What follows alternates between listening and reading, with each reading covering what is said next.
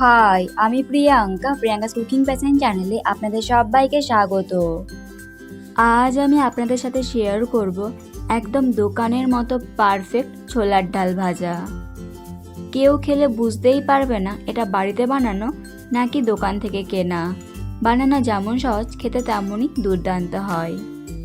এইটা বানাতে খুব বেশি উপকরণেরও প্রয়োজন পড়ে না, আর ঝটপট তৈরিও করে নেওয়া যায়। তাহলে চলুন দেরি না করে শুরু করা যাক আমার আজকের এই রেসিপিটি। আশা করি আপনাদের ভালো লাগবে। প্রথম থেকে ভিডিওটি শেষ পর্যন্ত দেখতে থাকুন। সবার প্রথমে এখানে আমি একটা বোলের মধ্যে নিয়ে নিচ্ছি 100 গ্রাম মতো ছোলার ডাল।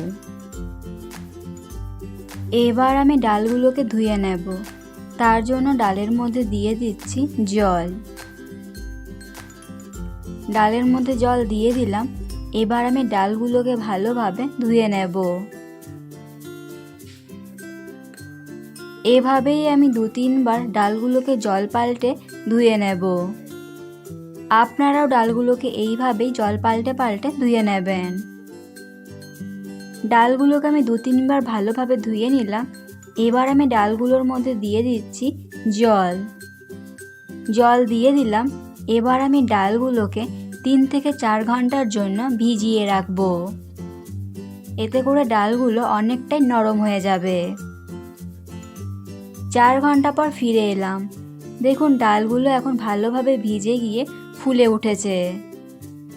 এবার আমি ডালগুলোকে জল থেকে তুলে নেব।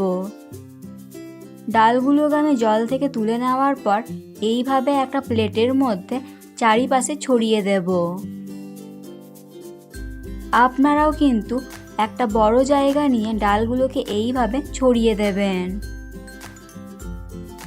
সব ডালগুলোকে আমি ভালোভাবে প্লেটের মধ্যে ছড়িয়ে দিয়েছি।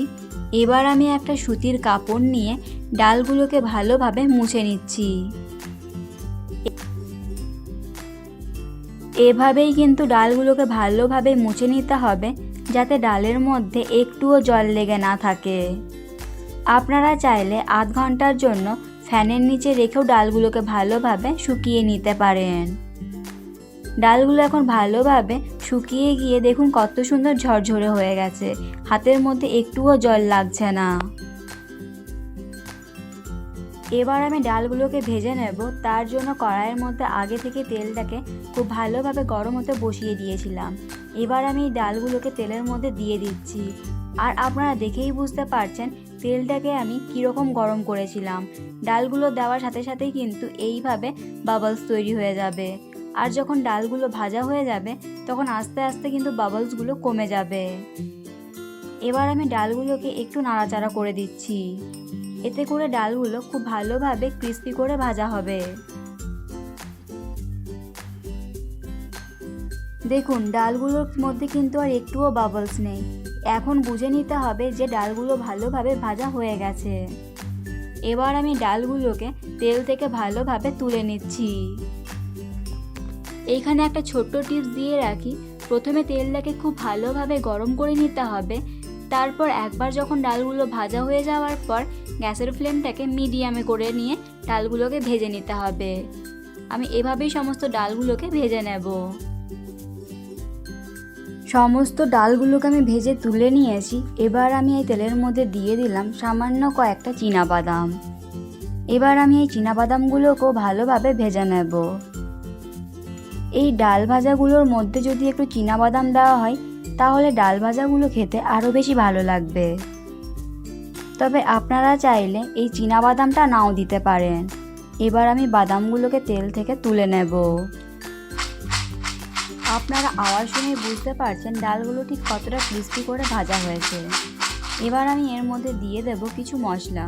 প্রথমেই দিয়ে দিচ্ছি সামান্য একটু লঙ্কার গুঁড়ো, দিয়ে দিচ্ছি পরিমাণ মতো লবণ, আর দিয়ে দিচ্ছি সামান্য একটু বিট লবণ।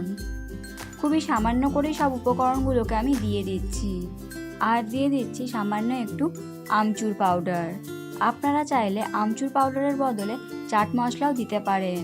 সবশেষে আমি এর মধ্যে দিয়ে দিলাম ভেজে রাখা চীনাবাদামগুলোকে। এবার আমি একটা চামচ দিয়ে সব কিছুকে একসাথে ভালোভাবে মিশিয়ে নেব। সব কিছুকে একসাথে ভালোভাবে মিশিয়ে নিলেই তৈরি হয়ে গেল আমার আজকের এই রেসিপিটি।